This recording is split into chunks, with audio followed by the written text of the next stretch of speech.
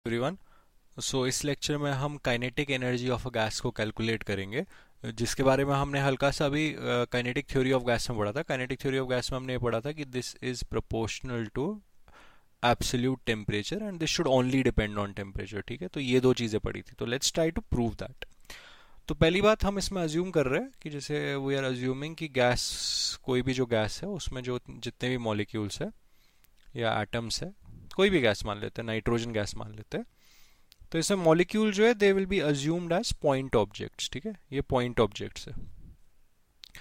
हर एक मॉलिक्यूल की अपनी कुछ स्पीड है, हमने पढ़ा था, तो बेस्ड ऑन दैट स्पीड इनकी कुछ काइनेटिक एनर्जी है। तो अगर मैं काइनेटिक एनर्जी की बात करूं, right, if I talk of the kinetic energy, हर एक नाइट्रोजन मॉलिक्यूल आपस में तो आइडेंटिकल है, उसका मास m मान लेते हैं। तो इसकी बात करें, इसकी काइनेटिक एनर्जी है हाफ m c1 स्क्वायर। दूसरे मॉलिक्यूल की एनर्जी है हाफ m c2 स्क्वायर।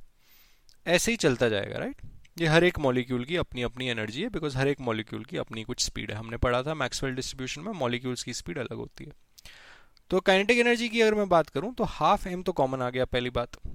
तो यहाँ क्या आ गया, यहाँ आ गया c1 square plus c2 square plus c3 square all the way till cn square. ऐसे लिख लेते हैं, ठीक है। तो ये काइनेटिक एनर्जी आ गया, यहाँ लिख लेते हैं काइनेटिक एनर्जी। अभी बात करते हैं हम काइनेटिक एनर्जी पर मॉलिक्यूल की। ठीक है, काइनेटिक एनर्जी पर मॉलिक्यूल। एक काम करते हैं, बिकॉज ये चेंज है, इसको मैं डिफरेंट कलर से लिखता हूँ वरना कंफ्यूजन हो जाएगा। ठीक है, तो अभी हम लिखते हैं काइनेटिक एनर्जी पर मॉलिक्यूल। एक मॉलिक्यूल की on an average kinetic energy कितनी है। ठीक है, तो ये चीज हो गई एवरेज काइनेटिक एनर्जी।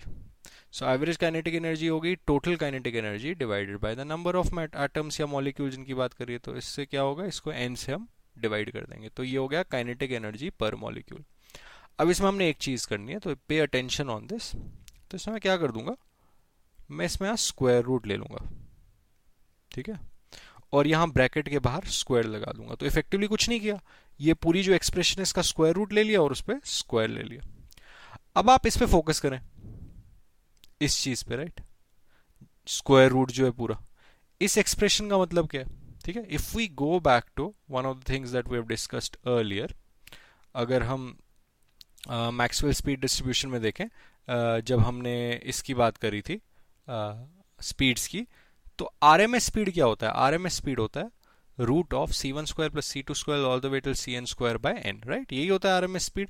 तो अभी देख लेते हैं, अभी इसको कंपेयर करते हैं with what we have is similar to that. तो हम लोगों को समझ आ जाना चाहिए येलो ब्रैकेट के अंदर जो चीज है आरएमएस है, तो इसका मतलब मैं ऐसे लिख सकता हूं, I can say this is half M C R M S square. I hope this is clear. तो ये पूरी चीज तो सी आर एम एस है। तो अगर मैं इसको अब लिखूं, सी आर एम एस का फॉर्मूला लगाऊं, हाफ एम, एम क्या है, mass of one nitrogen molecule, C R M S होता है root 3 RT by M square है, तो रूट हटा दो, तो 3 RT बाय एम। ठीक है, तो ये हो गया, अभी फॉर्मूला ये आ गया। अब देखो, अब इसको हमने समझना है, हाफ एम 3 RT। अब कैपिटल एम क्या है, कैपिटल एम जो है, capital M is the molar mass of nitrogen, right. और मोलर मास ऑफ नाइट्रोजन क्या होता है, मोलर मास ऑफ नाइट्रोजन होता है mass of one mole of nitrogen molecules. तो मतलब एक नाइट्रोजन मॉलिक्यूल का मास कितना है, m, और एक मोल में कितने नाइट्रोजन मॉलिक्यूल्स होता है, Avogadro number n naught, right. तो this is the molar mass. तो मोलर मास की डेफिनेशन तो ये होगी, this is true for all gases. Definition of molar mass is mass per atom or molecule into number of atoms or molecules in a mole, right? तो यहां हम लिख देंगे this is basically m into n naught।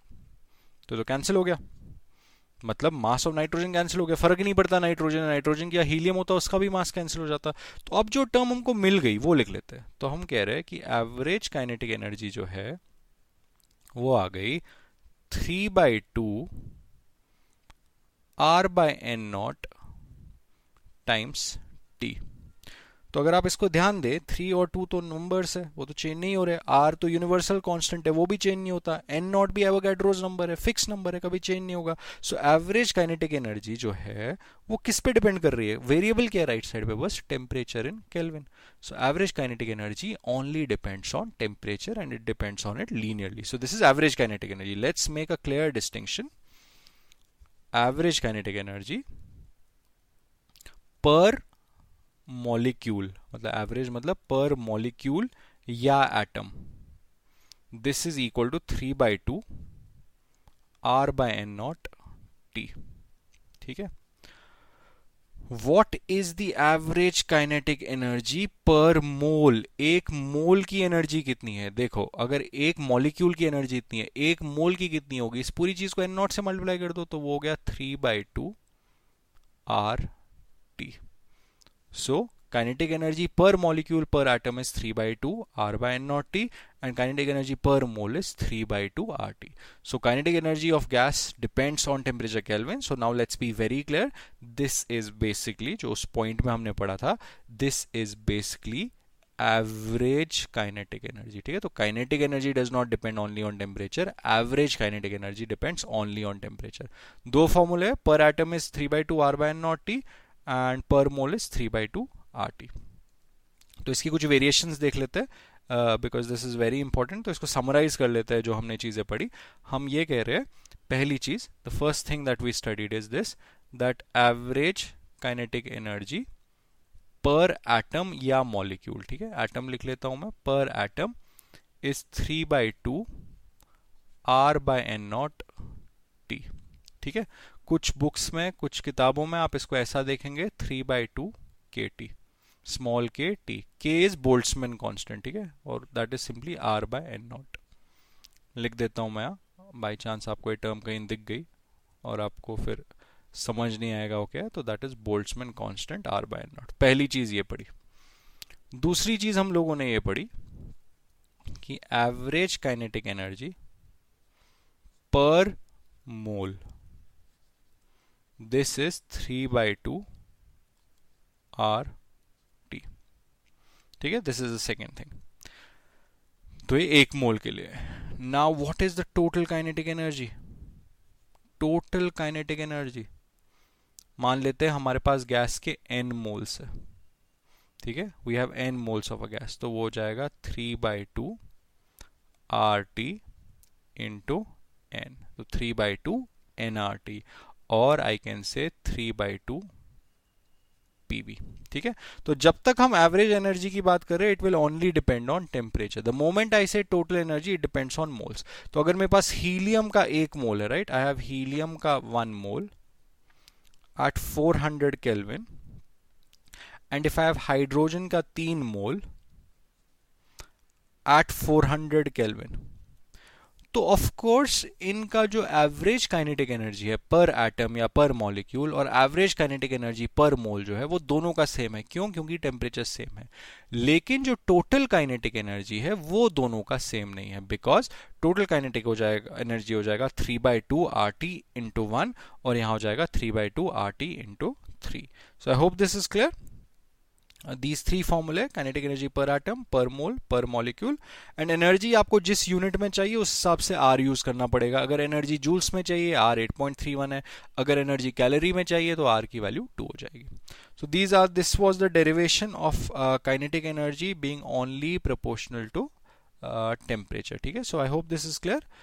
so ये काफी important है, this derivation and understanding that energy is only dependent on temperature।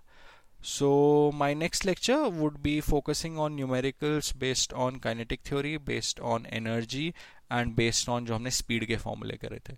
So until then, goodbye।